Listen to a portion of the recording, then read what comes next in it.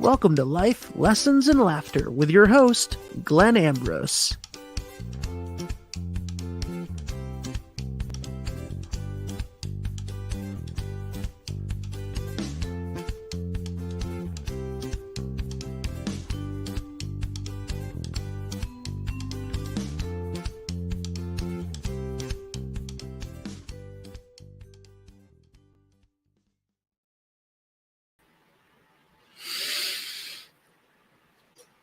What is up, people?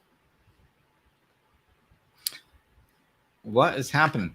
Where are you watching from? Talk to me. Participate. Be the conversation. Well, don't be the conversation. Be part of it. What's happening? I just came. I literally got off of a phone call like 2 or 3 minutes ago. And just sat my butt down and started. So here we are. And I am feeling safe. And I hope you guys are feeling safe, wherever you're watching from. This is what we are talking about today. We're talking about feeling safe. What it is, what it looks like. Is it possible? Blah, blah, blah. All that good stuff. And it is smoking hot in the Caribbean. Let's see. How do you guys like my new background? Look at, I decided to do something different.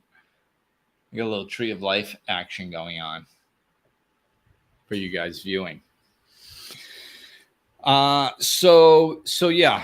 So here we go. Please say hello. Oh, happy Monday from Deanna. In RI, Sarah. Oh, look at this. Some of my favorite people popping in already. I love it. Okay, cool. So we're gonna talk about safety today, and there's a couple of reasons why. It's there seems to be, and I've talked with other people. Hey, Aaron, nice to see you. Where are you living now, Aaron? Hey, April. I think you're out of Massachusetts, aren't you, Aaron? Oh, Sarah's in Laguna Beach. Where are you again, April? Yeah, they're okay. Yeah, Aaron's in Tennessee. I knew you were out of. I knew you weren't in Ghana no more. So yeah, like there seems to be, and I talked with my neighbor about this the other day. Like I pick up on patterns and stuff, and there seemed to be this pattern where people were feeling a little insecure. April, Canada. Nice. That's where anybody who's not from Canada is in the town where I grew up in. All French Canadian, well, mostly, not all. So yeah, so like I was picking up on some levels of insecurity a little bit here and there in some different ways, and so I talked with my neighbor because often she does similar work. So often the people that do similar work, we can see patterns when we discuss stuff. So I kind of brought it up and I was like, yeah, have you noticed this kind of insecurity a little bit and people kind of just attaching a little too much and she was like, yeah. And what she kind of saw it as was an aspect of the divine masculine being healed, which made a lot of sense to me because, there's a lot of attention to the divine feminine right now because it's necessary. Like, we've been out of balance on earth so much, is way too much masculine energy. And it's been out of whack for so long that it's important for us to bring the divine feminine energy up to start balancing it, right? Because everything's balance, so feminine energy is actually much stronger than masculine energy in a lot of ways right now because it's so out of balance. And that's what nature does. If there's a need for something, it gives it the opportunity to come back into balance. Okay, so this is why the divine feminine is so powerful right now. So honestly, a lot of what I teach is, well, a lot of what everybody teaches right now, if it's effective, if you look underneath the energy of it and you wanted to label it, we would actually be labeling most of what's being taught right now as feminine energy.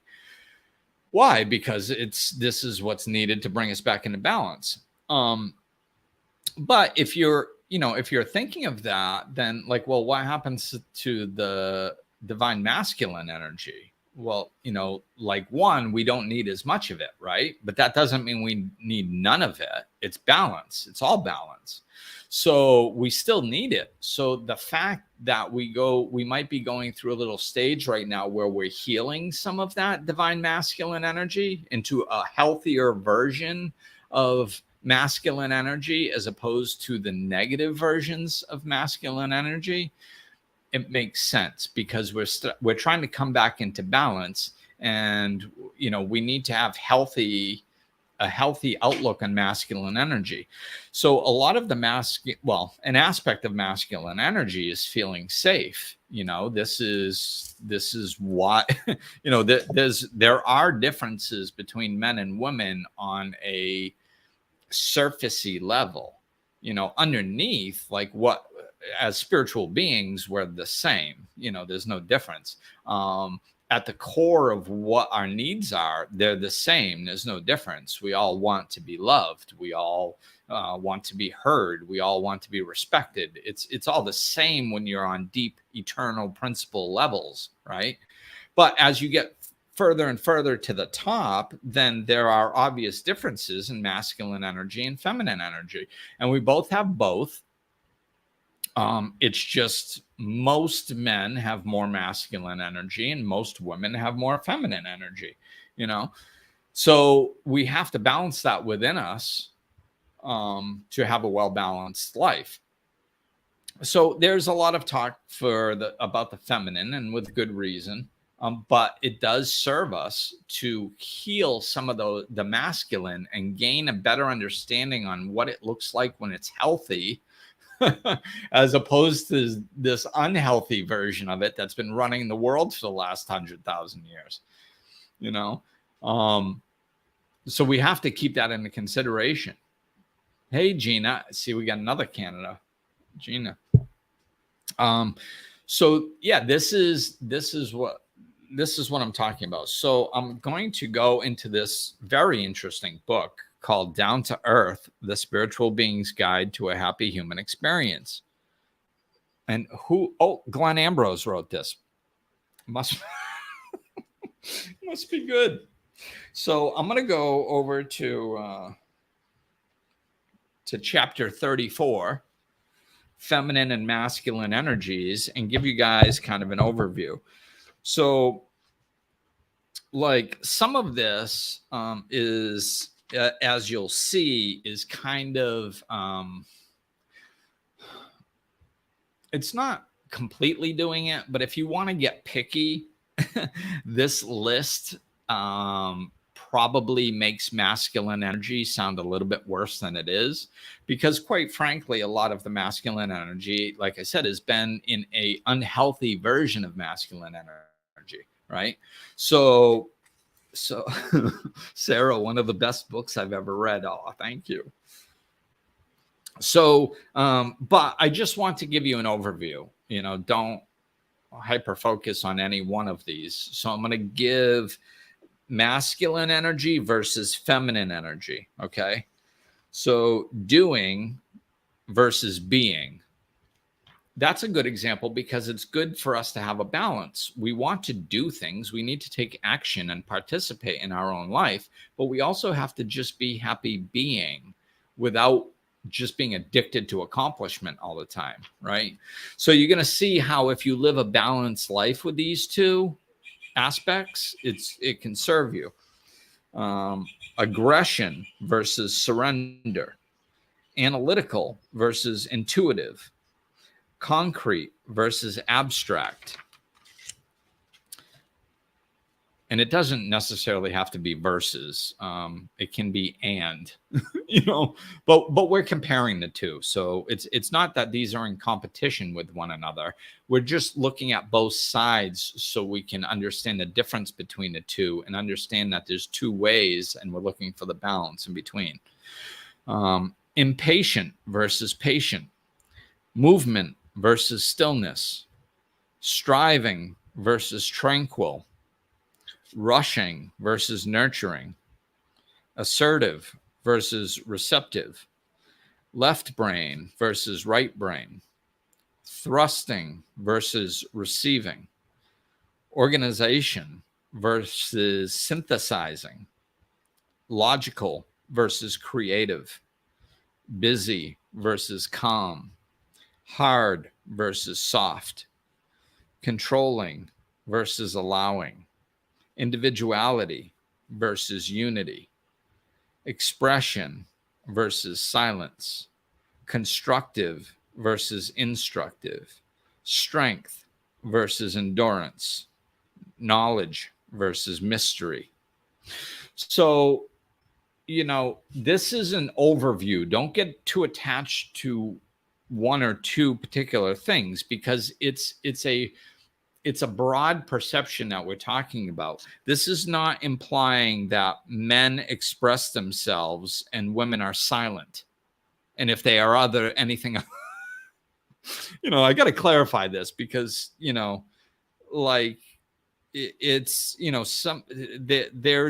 is the wounded feminine on this planet, and with good reason, because they've been put down a lot, right? So sometimes people will hear that and they'll get very defensive, and that's not what it means. It's not. And again, male and female have both of these energies within them. It's not one or the other. We encompass all of these things, and we're looking for the balance in them. Okay. And controlling and allowing. Allowing is one of the healthiest things we can do. It does not mean allow poor behavior. So I think right there, I think you guys are going to get the point in what I'm saying. Do not look at those words and allow your own perceptions to skew what that thing is saying. Okay. It's not saying that, we both have these things within us. So allowing does not mean allowing poor behavior. Allowing is one of the most beautiful things we can do. It's one of the most spiritual terms there is, to allow our true essence to come up instead of trying to control everything. So that's an asset, not a detriment. It's not implying anything negative. So if you look at some of these words, though, to get back to our specific topic, which is safety with a slant on masculine energies, there's an aspect of concrete versus abstract. We can derive a sense of safety from concrete facts or concrete knowings within us. Sometimes we can arrive to that concrete place through some analytical behavior, which as opposed to the intuitive. Now, does the intuitive serve us? Oh my God, yes. We really have to open up to our intuitive side even more so. But does that mean that we just completely abandon our analytical side? No, we can still analyze things. We can still come to good, concrete, quality decisions through analytical aspects. Movement and stillness. Do we need more stillness in this world? Oh my God, yes. But do we completely abandon movement? No. Right? So you see how it goes both sides with this thing. And, there are some aspects of the strength and the concreteness and the logical aspect of the what is normally viewed as the masculine energies to help us feel safe, you know. Like, so if you're, a lot of the self-confidence can kind of lean into, where does self-confidence come from? It's like, well, you feel safe within yourself, right? That's more of a masculine energy. Now, is there an aspect of feminine energy? Oh my, yeah. You know, there is a nurturing. See, the other side of this is the nurturing. So, like, if I ever feel not safe, one of the most wonderful things that I'll do is, like, I'll go into a meditation and I'll ask for the energy of Mother Mary to come. And that energy is so warm and nurturing. And oh my God, I love it. It's just, it just envelops me. And I just feel so comfortable and feel so safe because, like, I'm balanced with my masculine energy. So if I'm feeling unsafe, sometimes I can bring in some of my feminine and just feel that nurturing.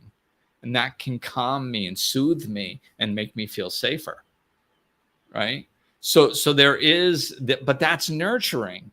It's not technically strength, which is another energy that we can feel safe from. So what we're doing is we're trying to heal this stuff and understand that we can stand in our masculine energy and we can be strong. Whether you're man or woman, you can stand in your masculine energy and you can derive a sense of safety in that. You know, like, no, I'm standing my ground. I'm here. And I'm not going to be necessarily aggressive like masculine energy can be and shove it down your throat and make sure you understand what I'm saying. I'm not going to go down that route because that's unhealthy. I'm going to stand in my masculine energy of my self-confidence and knowing that I'm right, but I'm going to stand in it in the way of the divine feminine, where I'm not going to argue with you. I'm just going to stand here. You know, it's, and I always use this example for masculine and feminine energy because I was trying to understand it in a way that made sense to me. And a lot of times I'll get visuals and stuff for that, or at least explainable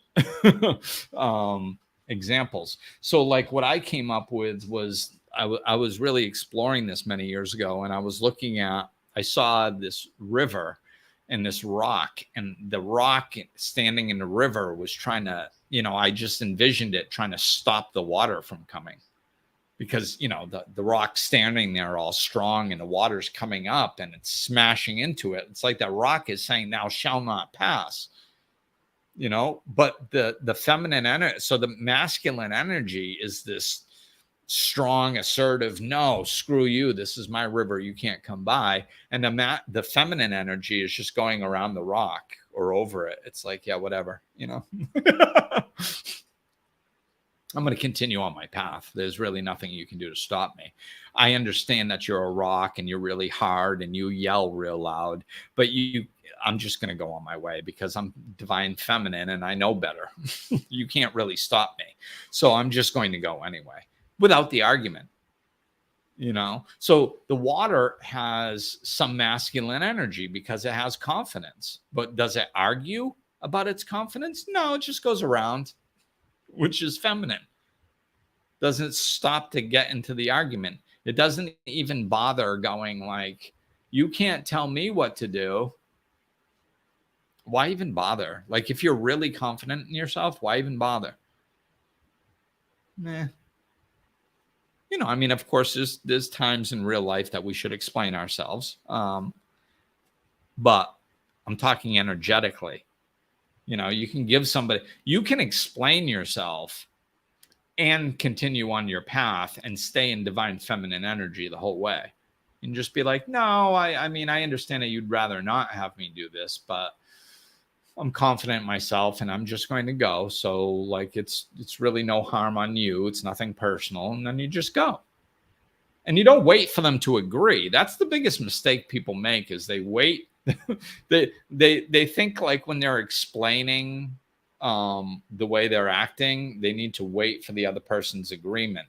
Or when they're setting a boundary, it's dependent on the other person's agreement. Like, no. If you're living your life your way, you don't need anybody's agreement. You do whatever the hell you want to do. It's just you give explanations in a way so you can actually interact with other people without being rude. You just you give them an explanation, not so that to see if they're going to agree with you or not, because that's inconsequential. It's basically more like planting a seed of a new way of thinking. Like going, no, I don't need your permission. I'm just going to continue anyway.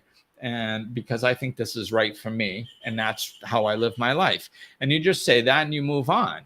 And they have a choice that is behind you and no longer part of your life because you've moved on. And their decision is, wow, she said something really interesting there, or he said something really interesting there. I think I might look into this and adopt that as a way of life for me. Or they say, that person was crazy, and they push it aside. Either way, who gives a crap? It doesn't affect you. You're on your way to where you were going in the first place, right? So this is what we can get with combining the masculine and the feminine. With the masculine confidence and the divine feminine without, because the divine feminine isn't going to argue with you.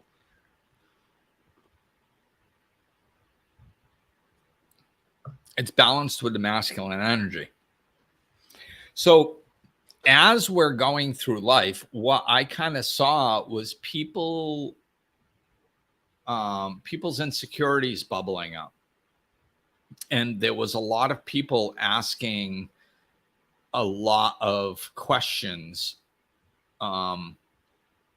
This is kind of the pattern that I saw. There was a lot of people reaching out for stuff, asking questions. And in my world, it happened especially one day, and it happened in lots of different ways. There was people around here that were reaching out, asking for my help with things that they didn't need my help for. Like that, but they were asking for my help anyway.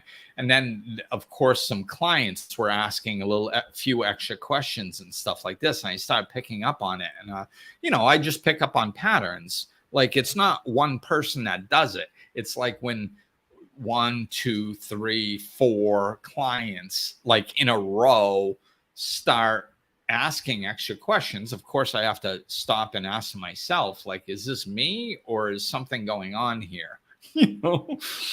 And usually it's something going on. I don't, like, when I'm working, I'm focused on the person. So my personal stuff doesn't bubble into our sessions usually. I'll use it as an example to make a point, but like if I'm battling something, it doesn't, or I have something to learn or something, it doesn't come into our sessions because the session is based off the client's energy. It's not based off my energy. That's one of the things that I love about my work. Like, I can be in a horrible, horrible place personally. And it's happened where I couldn't even function in my own life. I was just all wrapped up in my head in a crappy place and I couldn't do anything. I had to cancel all kinds of stuff. I barely could leave the house, for a very short period of time, but I had to work. And I was like, oh my God, am I going to be able to work?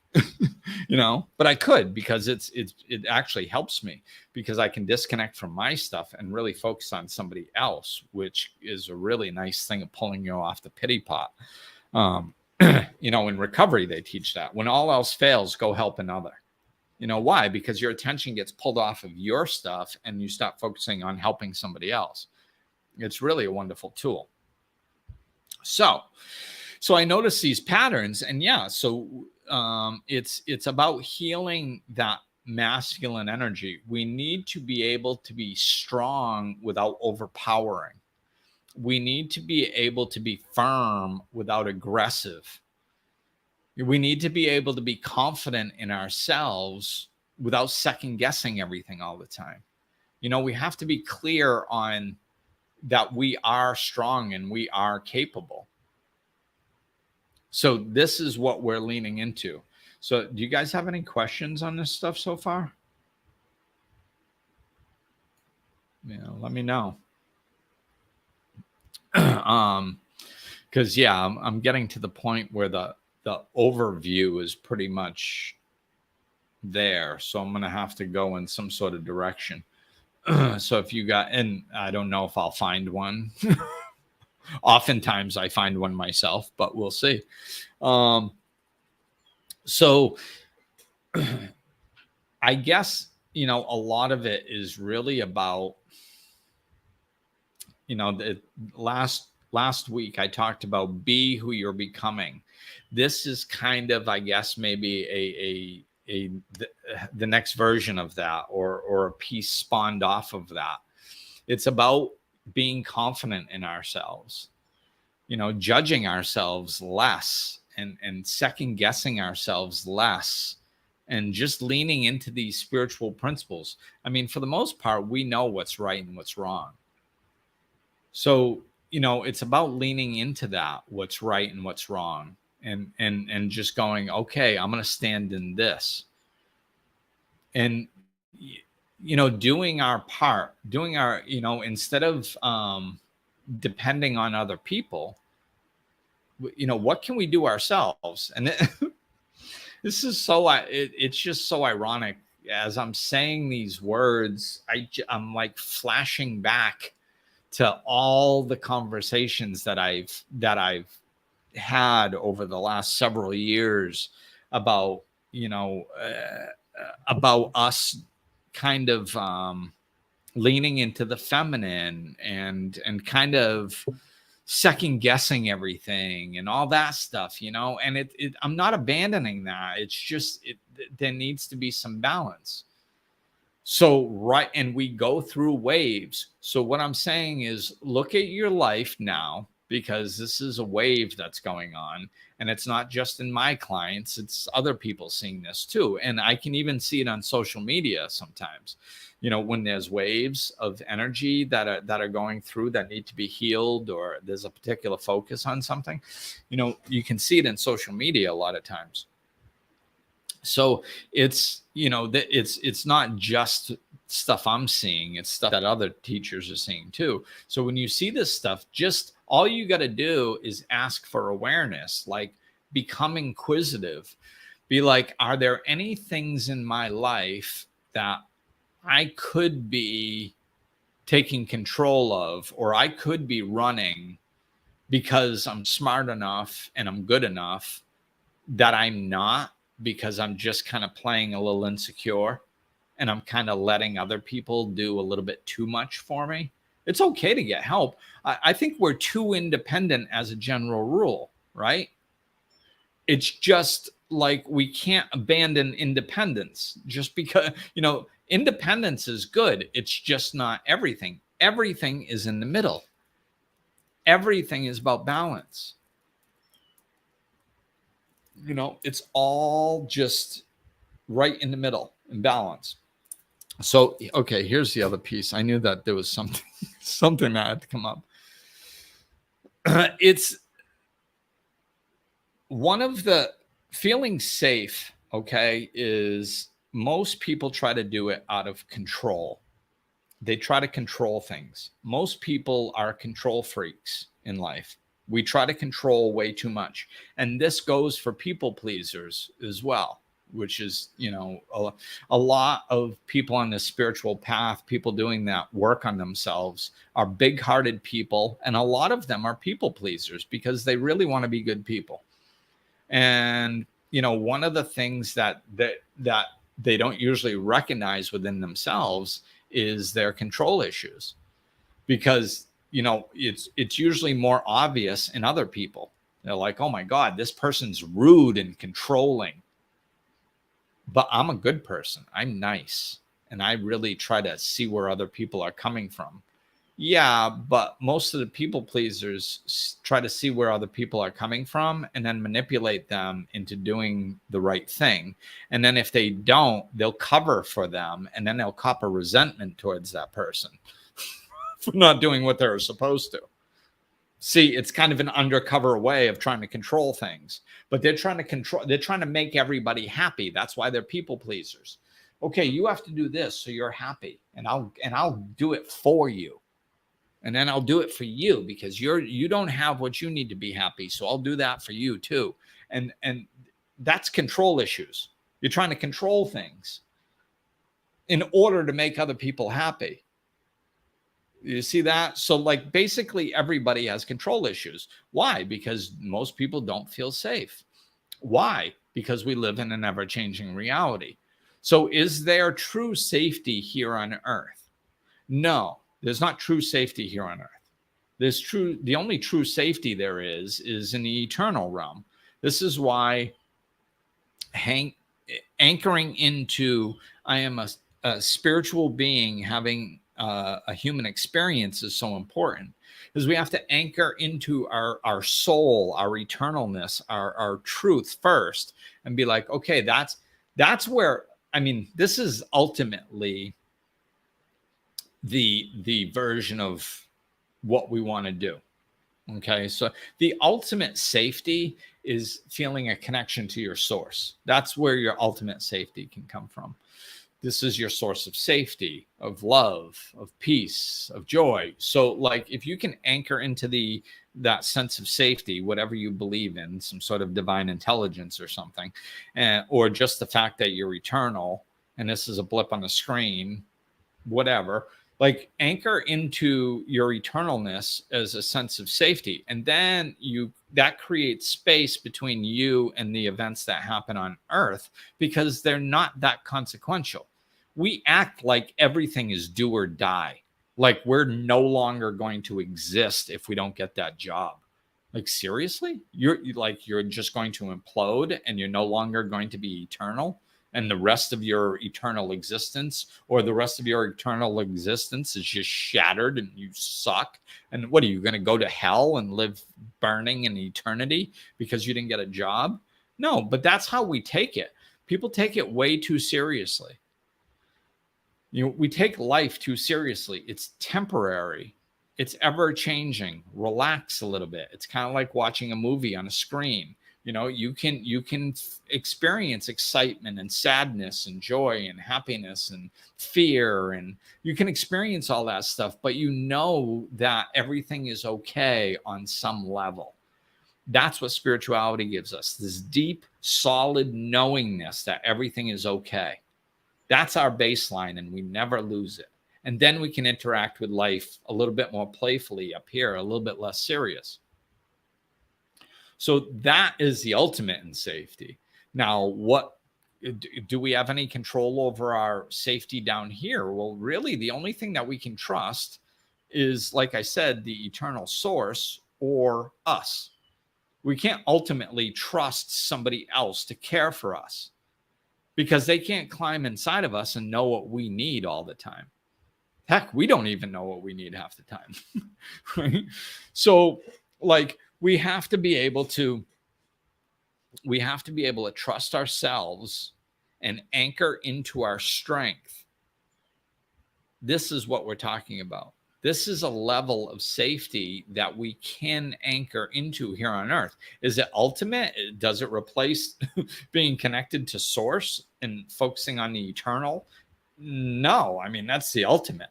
But down here, we can play around with feeling safe a little bit more, just with the trust within ourselves.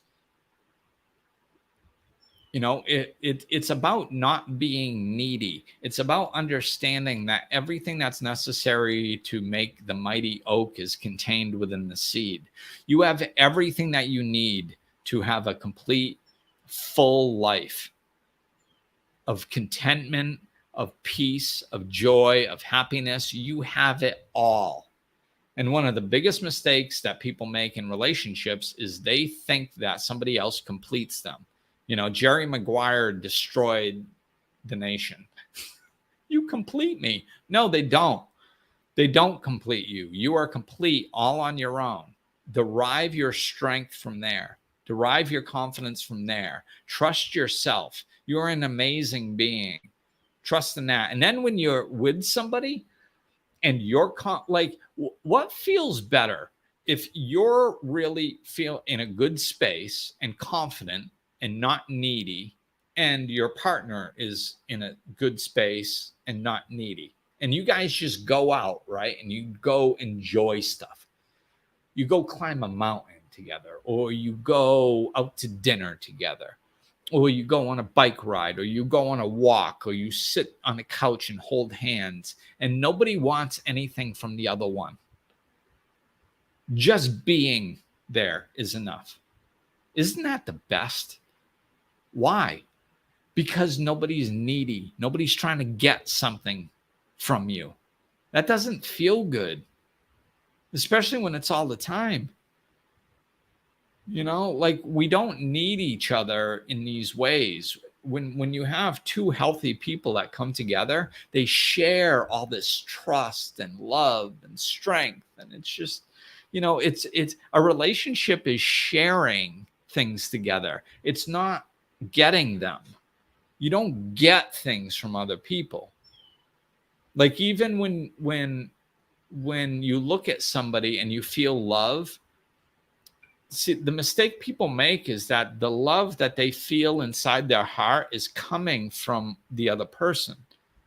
But that's not true. It's impossible. Like, how would love jump from another person and suddenly be inside of your heart?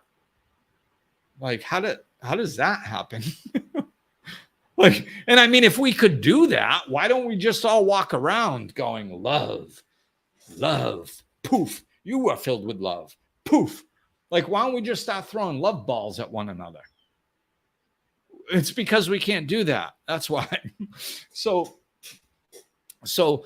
the love that you feel inside of your heart is coming from within you. It's just the person you're looking at is a good mirror for you. So they're mirroring your self-love back to you. But the love you actually feel is coming up from within you, because like, you could be in a situation, right, where somebody loves you. Like, I think maybe an easy example of this is a parent and a child. Like, let's say there's a child that is feeling really insecure and really unloved, right? They're just in that space. Maybe something happened, and their parent is looking at them going, no, you're perfect. You are so loved. I love you so much. And you just want to take their pain away. You want them to feel the love that you're feeling inside. You want them to feel that inside of them, and you can't. Why? Because love comes from within.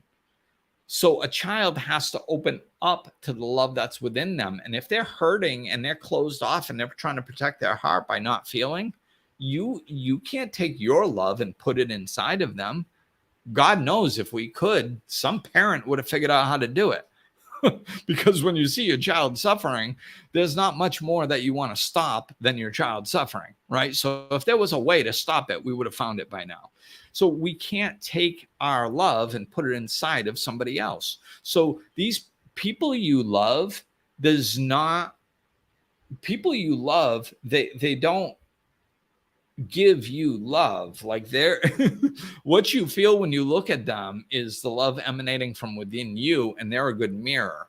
It's not them actually giving you the love. They're not taking it out of their energy field and putting it into your energy field. It's just emanating from within you. Okay, so you are fully contained. And I've lived, good portions of my life, very large portions of my life, single. So I've needed to learn, and I'm not going to go get a girlfriend to fulfill my needs. I'll go get a girlfriend to share things with, but I'm not going to go say I need her so I feel complete, because that's BS. So I needed to learn how to feel intimacy and love and safety and peace without being in a relationship. And I get it from my source. If I connect to my source, I feel love in my heart. So I have unlimited access to unconditional love at all times, whenever I want. And everybody has that. And we should learn how to do that. that course I have on my platform, GlennAmbroseAcademy.com. And you can get there from GlennAmbrose.com. But that course I have, a 10-part pre-recorded course called Transcend Suffering Through Love. It's $25. You can take it whenever you want. And it really goes through this process of explaining love deeply, and what fear and love and why love is true and blah, blah, blah, and how to feel it and connect with that love. It goes through that and teaches you that. So I highly recommend going and checking that out for a more detailed, practical, step-by-step way of incorporating this in your life. But that's what it was, is like when a relationship ended, I noticed that I was really craving something, and it wasn't, just sex. It was much more than that. And what it was intimacy. I missed the intimacy that I got from when I was in a relationship. So I was like, well, I can't. I don't want to be needy. So if I need a woman in my life so I feel intimacy, then that means I need something from them. And I don't believe that. I believe I'm a self-contained unit. So how could I not have something that I need? I must be able to access it within myself. I must. So I started looking at it. I'm like, well, what other thing is love? Well, to me, God is love. Okay. So God is love. Okay. So what if I just connect to God over and over? And I did. And every time I thought of her, which was a lot, I would be like, oh, I have to connect to God. So I would connect for a moment. And I did that probably hundreds of times a day when we first broke up, because that's how often I thought of her, So it was, we were together for a while and I loved her. So that it was a very difficult breakup, and I'm a caring person. So I had to work through this. So yeah, I thought of her a lot at that time. So what I would do is I would just connect to God every time. And of course, you don't have to wait for an end of a relationship. You can do this at any time in your life. Just connect to God every time you think of it. If it's 5 times an hour, then it's 5 times an hour, whatever. It can be for 2 seconds. It doesn't have to be long. It's just a matter to feel that love in your heart. And once I did that for a couple of weeks, I noticed I wasn't really lonely. I wasn't missing the intimacy. It's because I was connecting on a regular basis to this ultimate source of love. So I didn't need it externally. I had it from my source and coming from within me. So, we need to be able to depend on ourselves for this stuff. We are self-contained units, and the healthier we are as a self-contained unit, the higher quality energy we bring into the relationship. And the relationship just takes care of itself. We don't have to do a ton of work on relationships when you have 2 healthy people. This is what a lot of people like, oh, we have to work on our relationship. Like, well, isn't your relationship just 2 people? Well, yeah. Okay, so like you have an energy field and they have an energy field. So there's 2 energy fields and they come together, and that's the relationship. Yeah. Okay, then wouldn't it make sense that if you were just a healthier version of you and she was a healthier version of her, that the energy going into this relationship would be healthier? Yeah. Okay. Then really, ultimately, you don't really have to work on your relationship very much. Basically, you have to work on you becoming a better version of you, and your spouse should be working on them becoming a better version of them. And then you just keep feeding better and better energy into this thing called the relationship, and it just continues to grow and expand and get better. And you keep sharing things, and you go, isn't this wonderful? I'm so happy I have somebody to share this with. Yes, me too. Thumbs up. And you move on. So safety can come from source. The other main safety that we can derive is from within us. our own trust, because we never know what can happen to somebody else. So you could be with a partner and all of a sudden they get hit by a bus, or they go, oh my God, I had this spiritual dream last night and I know that it's true, and I have to go meditate in a cave for the rest of my life. And I have to do it. Otherwise, I'm not going to be true to myself, and I can't not be true to myself. So we never know what's going to happen in the future. So if we're putting our trust and anchoring our safety onto somebody else, then that's not the design for living. We're self-contained, and we're supposed to share with other people. We're not supposed to get things from other people. That's what constantly turns into power struggles. Is we're trying to get, I need to get this from them, and they need to get something from us. And then there's a power struggle. And then we wonder why, it seems like, I don't know. I always have to sacrifice and they always take. Yeah, that's because it's a power struggle. And eventually, somebody's going to settle into a role, either that or you just argue all the time forever. Either way, it sucks. So if you don't need something from anybody else and you're just sharing, your safety, is from source mainly. And then there's kind of a pseudo level that you can acquire on your own, but just by trusting yourself. Because let's take the example that I just used of getting hit by a bus or going to meditate in a cave for the rest of your life. If that were to happen to you, that's not abandoning your trust, right? Because if you trust yourself while you're here on earth and you get hit by a bus, I'm assuming you die, well, then you're not here on earth anymore. So it's it's okay. You're in the eternal realm now. So you didn't let yourself down. You were with yourself until the end, literally, right? So that's cool. And then if you go meditate in a cave for the rest of your life, the only reason you're doing that is to be true to yourself. So you're not letting yourself down in that way either. So see, this is why there is a certain level of trust we can acquire from ourselves that we can't get from anybody else. There's no trust to be had. This is why people are such control freaks, is they're constantly looking for safety. And one of the most common places that people look for safety, the two is relationships and jobs. And what, I don't know, I don't even want to say it surprises me, but people still, even after COVID, are going, I really want a stable job. It's you haven't figured out there's no stability in jobs. At least let COVID teach you that. I mean, there isn't stability in jobs. There's no such thing. Is there more stability in some areas? Yeah, right up until the point where the stability legs get cut out from under you. There's people that have had jobs for 20, 30 years, their own businesses even, or working for somebody else that because of COVID, they're flat out on their ass.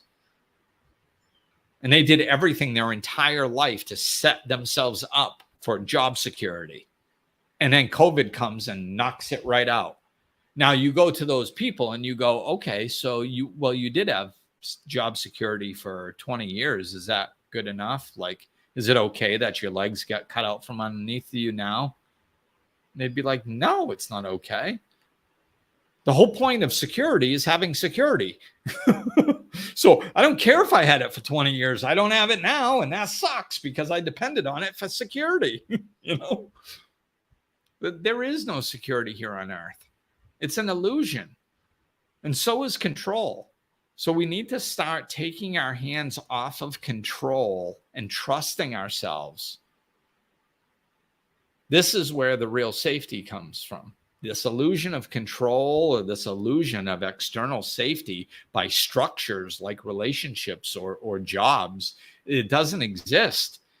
So most people right now, you're seeing this play out in society by people picking a side. They pick a side with a social injustice. They pick a side with a political candidate. They pick a side with what's right and what's wrong to do. And and then they argue and defend their side. Why? Because they're trying to have a sense of security. And if they think they know what's right, they feel like they have some sort of level of control. People do not like not knowing. It bugs the living crap out of them. When they're in a space where they're like, well, what do you think is best? Do you think, the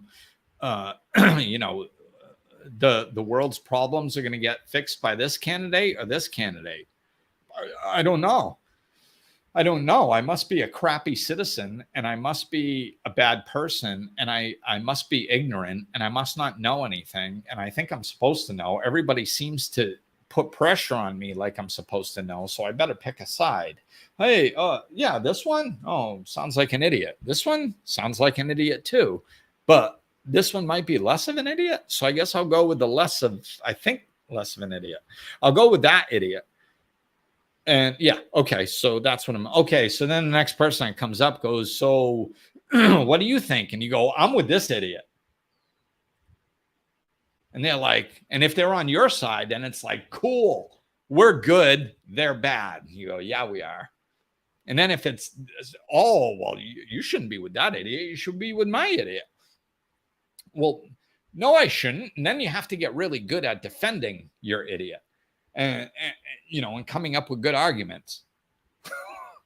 So you can defend your pseudo stance on some idiot that doesn't give two craps about you or your life or anybody else's for that matter. It's ridiculous. And it's all in the name of trying to feel safe. I love not knowing. In fact, I play hypothetical game to ensure that I know that I don't know. Because I feel comfortable there, because I know that I'm not supposed to know. I don't know. I don't know what's going on behind the scenes with these political jackasses. I know it's a bunch of BS that I probably don't want to know. And I know it's crooked, but I don't know ultimately what's going on behind the scenes. And I'm fine with that because I'm not supposed to know, because I'm not going to go in there and fix it. Because I got my life over here that's actually happy and pleasant. I'm not going out there in this mishmash of idiocracy out there and pretend that I'm going to make a difference by backing a particular idiot. They're both idiots. And just about everybody at that level is an idiot. So I'm not going to go lie to myself. We've been playing the idiot game for the last 40 years. I mean, I'm 53. I've seen it for a while. We have the same problems at my age of 53 as we did when I was 23. This literally the same problems. And sometimes if they haven't died yet, sometimes it's the same people arguing the same problem. It's ridiculous. Nothing ever gets solved with the system because the system's broken. So I know that, and I know that I'm not supposed to know. So I don't worry about it. And I'm going to get off the political boat. It's a good example for most of this, but then people start going, oh, well, Glenn, you're not, you don't understand. You're part of the problem. No, you're part of the problem. Being involved in all that crap is part of the problem. Thinking that there's a solution in there somewhere is the problem. Because we've been playing this game for, like I said, the last 30 years and absolutely nothing has happened. But you're telling me that if I'm not involved in the idiotic game that doesn't accomplish anything, then I'm a loser. Okay, I'll be a loser then over here because this game doesn't accomplish anything. It just spins around in circles. So anyway, so off the political train, what I'm saying is that not knowing is a good space to be in, and trusting that we're going to be able to interact with life in an appropriate manner. We're going to be able to take care of ourselves. We trust ourselves. We're going to be okay. There's this baseline of being okay that we get through spirituality that nobody or no thing or no circumstance can take away from us. That's what we need to anchor into. And it can be, I don't care how you get there. I'm going to drop the masculine and feminine energy because, that ultimately that's what I'm talking about. Safety. Masculine energy just needs to be healed a little bit as an aspect of getting here. But ultimately, this talk is about safety. So safety, what safety is is trust in ourselves that we can handle whatever the hell happens. And we have to understand that, because we're screwing with our kids too. Most of what we think in our kid, like it's not, it's not because it's bad people. It's because it's of unconsciousness. Most people's unconscious goal with raising their children, other than the loving aspect of them, is basically, I'm going to do my best to shelter them from any mental, emotional, or physical pain. And that's unrealistic. And it's not even good. Like, what if you were able to do that? What if you were actually able to protect your child from experiencing any mental, emotional, or physical harm? Who would you have as a child? They wouldn't be able to handle anything. Like, you can't be an adult like that. You can't be an adult and never have gone through any difficulties.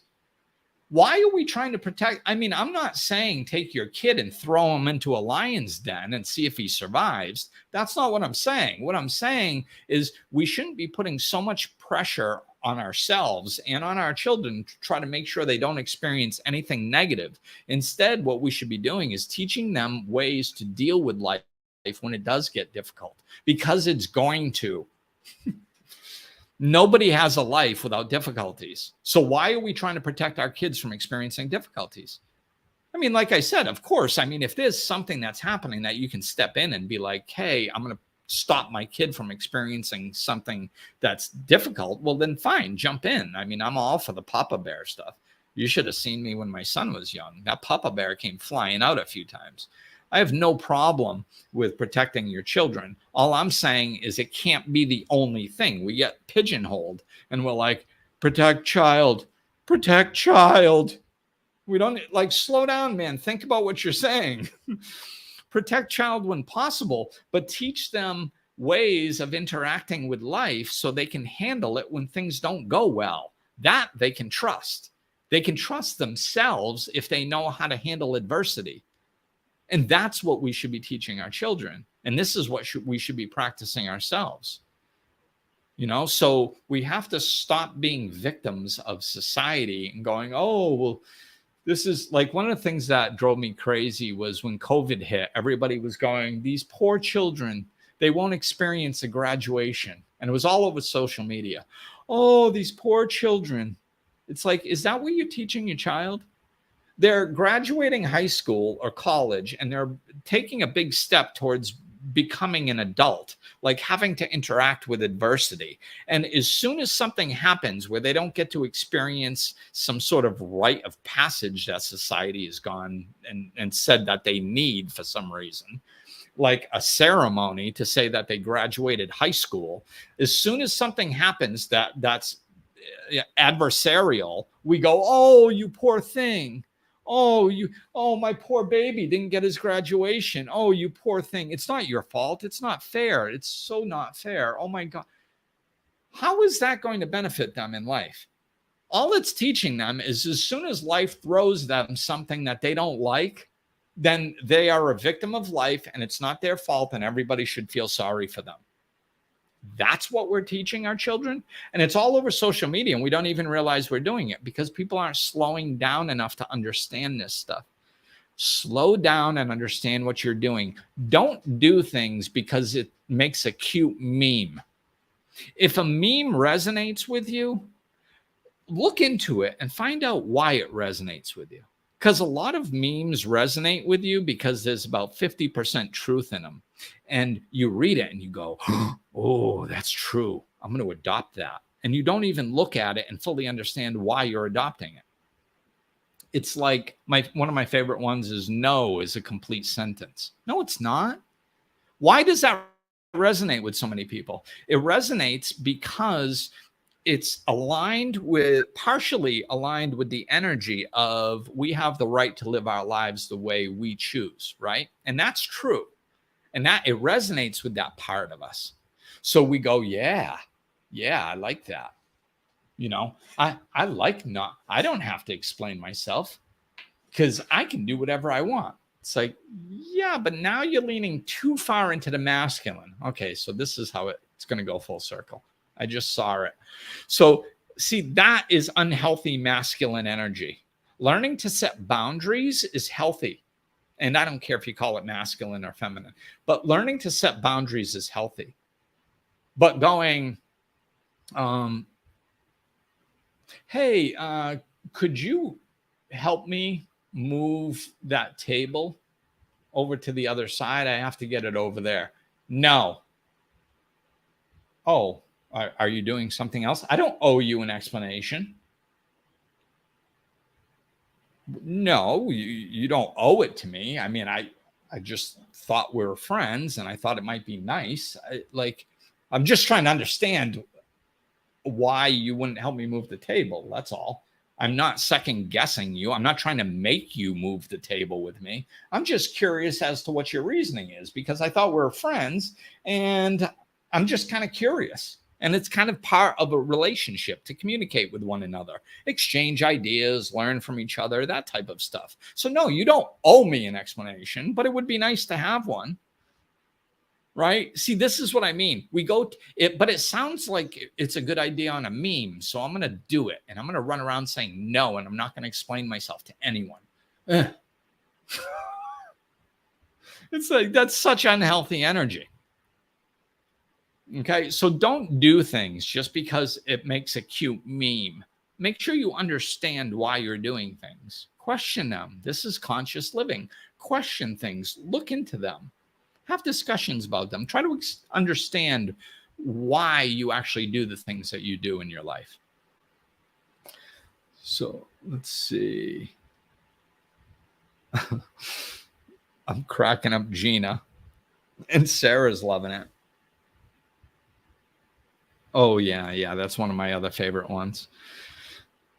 Every time somebody says, slow down, my baby is growing up too fast. It's like, oh, please. That's what you want to do? Stick them in a microwave and make sure they don't grow up so you can have your little baby for the next 30 years. Like, come on. You should want your child to grow up.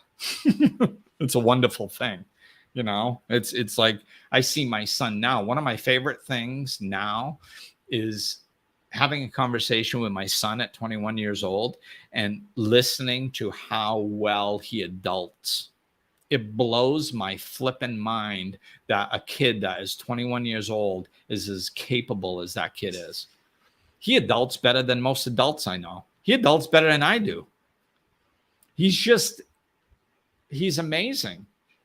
And what would I get if he stayed small? Like, and I get it. Like, I understand why people say it. I understand what they mean by it. I just think it's unhealthy if you just regurgitate that type of stuff over and over and you don't actually slow down and think about what it does, because it changes the way you interact with your child. You know, people don't realize how important this is. This is why I talk about the memes and understanding why you're doing what you do, is because people don't understand. If you have this mindset that says, oh, I don't want my baby to grow up. I don't want my baby to grow up. They think it's a harmless little cute thing that they say. I don't really mean it. I just like them because they're cute and cuddly. And I like that. I understand why you're saying it. I was a parent.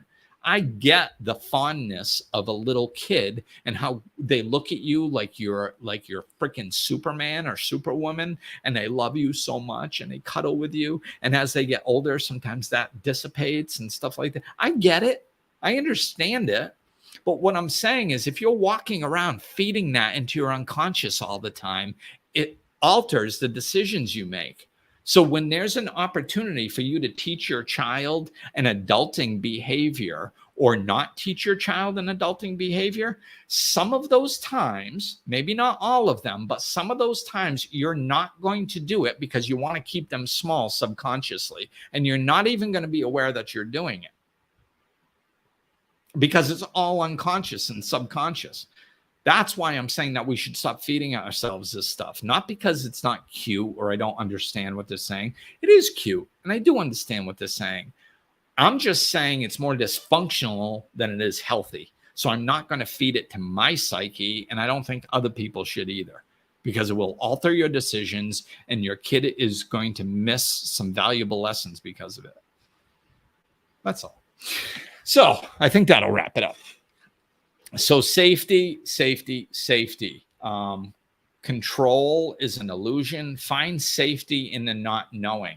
Find safety understanding that you're not supposed to know what's going on. We live in an ever-changing reality. And if you don't understand that, slow down and understand that. We live in an ever-changing reality. That means your car is going to be a pile of dust someday. Everything changes. How are you supposed to find something that's stable in that? How are you supposed to depend on a job, or like a building could get blown up or just fall down, or some bigwig could steal a bunch of money and the company could fold? Like, you literally never know, or COVID could come. You literally never know what can happen in an ever-changing reality. So thinking that you should know is a mistake. You're not supposed to know. Practice getting comfortable in the not knowing. I don't know. I do it in my everyday life, like driving. I mean, I don't think I do this anymore. I don't know. But, if somebody does something driving and I go, oh, they're an idiot. Wait a minute, Glenn, maybe I shouldn't judge. Maybe they're trying to get to their child that's in the hospital that they just found out. Or maybe they're in an abusive relationship and they're trying to figure out what's going on. Or maybe they just heard a song on the radio that remind them of their first girlfriend, and they went over to turn up the volume and they took their eyes off the road for a second. Like, who knows? I don't know. Oh yeah, that's right. I don't know. So maybe I shouldn't be judging because I have no flipping idea. I don't have the information necessary to make judgments. This is what we have to understand. Our perspective is minimal. You don't want to be prejudiced, then stop prejudging. That's the definition of prejudice. It's prejudging. It's judging before you have the necessary information to make an accurate judgment. That's what being prejudiced is. And we do it all day long because we think we're supposed to know stuff. So this is what I've stopped doing. I stopped judging everything as right, wrong, like I'm supposed to. I don't know. I don't know half of what's going on. I don't know people's histories. I don't know what's going on inside of their minds. I don't know if their heart got broken 15 minutes ago. I don't know. So if I don't have the information to make the necessary, proper judgment, then I shouldn't be judging, right? So allow this judgment to fall away. Stop trying to figure everything out and just trust yourself that you can navigate life in a healthy way no matter what happens. You do that and you're heading in the right direction. All right. That'll do it. You're very welcome, Gina. Thank you. And Sarah and Aaron, thank you guys all for participating and watching and all this good stuff. It's been fun. So I believe that's going to do it. Get over here to my little ending. There it is. All right, people. Oh, how do you like my new background? I showed it to you. Yeah, that's right. I already showed it to you guys. Never mind. All right. Be good. Trust yourself. Find the safety that you're seeking inside. And I will talk with you soon. Peace. Looking for more? Check out over 200 episodes of Life Lessons and Laughter, or click the link in the description of this episode to connect with Glenn directly.